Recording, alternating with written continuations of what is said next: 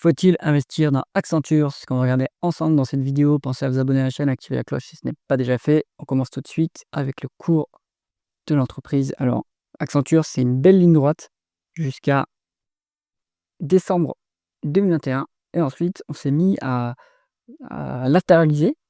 On a bien décroché suite à la dernière publication.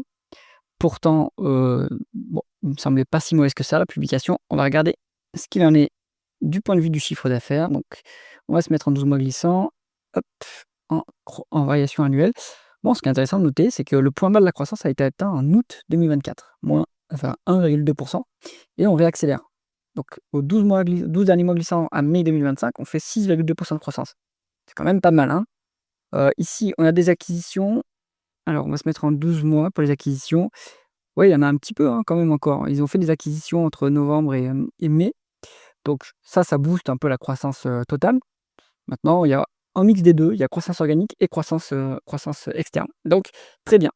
Est-ce que ça fait progresser les taux de marge, cette croissance? Parce que c'est ce qu'on veut voir dans une entreprise qui gagne des parts de marché. Bon, c'est léger, mais c'est le cas, hein. On gagne un peu, on fait un peu augmenter les taux de marge, soit le taux de marge brut et le taux de marge d'EBITDA et le taux de marge net.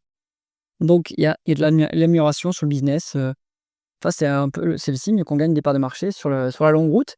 C'est très bien, c'est ce qu'on veut voir. Donc Accenture, business de qualité, de mieux en mieux positionné concurrentiellement. Ensuite, la conversion des bénéfices nets à des free cash flow. Free cash flow plus élevé que les bénéfices nets. Alors, on va regarder d'abord, est-ce qu'on a un BFR négatif? Oui, mais c'est tout juste. Et ce BFR, est-ce qu'il y a de chance de redevenir un peu plus négatif? Non. On est en cumulé sur 10 ans, on on accumule des BFR positif, donc une variation du BFR positive. Et donc, au bout d'un moment, là, on va se retrouver en BFR positif. Et malheureusement, c'est une situation inconfortable, hein. Quand on a un BFR négatif, ça veut dire que le client finance l'activité. Là, c'est pas le cas. Ça va être Accenture qui va devoir financer son activité en injectant du cash pour alimenter la croissance. Bon, si on regarde les dépréciations amortissements, vs la dépense en capital et les other non-cash items. Donc, on a une dépense en capital qui est légèrement plus élevée que les dépréciations amortissements, mais en fait, si vous prenez les other non-cash items, qui inclut aussi des dépenses non cash, qui sont une forme de dépréciation amortissement, on a, on a en fait beaucoup plus de free cash flow que de bénéfice net, hein. Donc, ça se voit ici. Donc là, vous avez globalement l'explication de cette différence. Alors, pour valoriser Accenture, on va plutôt utiliser les free cash flow. C'est une boîte qui maintenant commence à être un peu plus mature et qui a moins de croissance qu'avant, donc elle dégage plutôt du flux et je pense que c'est le meilleur moyen de la valoriser. S'il y a de la dette, moi je préférerais utiliser la valeur d'entreprise. Mais on va d'abord faire un tour par le rendement des capitaux investis.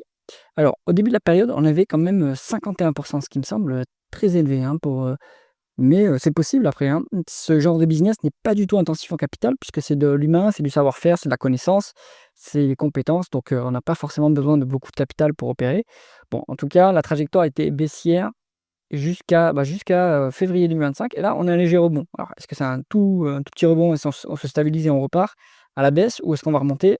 À voir, mais en tout cas, 21% de rendement des capitaux investis, c'est quand même, pas mal, hein, surtout vu le niveau de la croissance. Donc, on peut s'autofinancer tranquillement, faire des acquisitions et rémunérer l'actionnaire. On va regarder l'endettement d'Accenture. On est sur une dette nette négative, on est sur du cash net.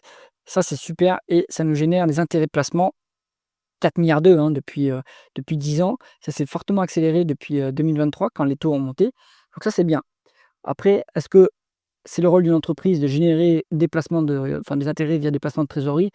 Pas forcément. Enfin, si elle a pas besoin de ce cash, autant le rendre aux actionnaires, hein, parce qu'il y a un coût d'opportunité pour les actionnaires d'avoir la trésorerie qui dort, alors qu'un actionnaire, il aimerait peut-être avoir 8 à 10 de rendement sur ses investissements et ce cash-là, il ne génère pas ce niveau-là, hein. On est à 4 sur les fonds monétaires, aux États-Unis, donc voilà, on pourrait peut-être rendre le cash aux actionnaires.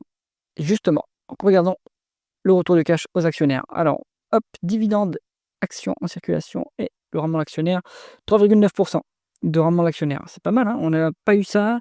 Ça avait brièvement peut-être en 2020 et encore, ouais, c'était en 2019. Donc ça fait longtemps qu'on n'a pas eu ce niveau de rendement d'actionnaire, qui est quand même intéressant, je trouve, pour une boîte qui est qualitative et qui a de la croissance. On a un dividende qui est en augmentation assez constante et si on regarde par rapport au free cash flow, on est à moins de la moitié. Donc c'est intéressant quand même, hein, c'est bien sécurisé. Après, j'ai l'impression qu'ils utilisent aussi une part de leur free cash flow pour donc racheter les actions. Est-ce qu'ils les annulent derrière? Je sais pas. Est-ce que c'est pas des actions qui vont plutôt donner à leurs salariés, au management? Il faut aller regarder spécifiquement, en fait, ce qu'ils font les actions qui sont rachetées. On peut essayer d'inférer ça par rapport au treasury stock, mais on n'a pas souvent la donnée, hein. Si on regarde ici, hop, on a, heu, treasury stock qui est de plus en plus négatif. Donc, ça veut dire quoi? Qu'on supprime des actions? Il faudrait regarder plus près. Bon, à vérifier si ces actions qui sont rachetées sont annulées.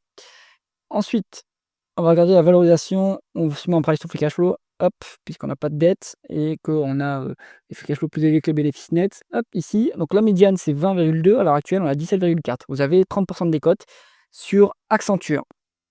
Pas mal, hein? Donc, conclusion du dossier, moi je pense que le marché est sévère avec Accenture, alors que là, on voit que la croissance est en augmentation.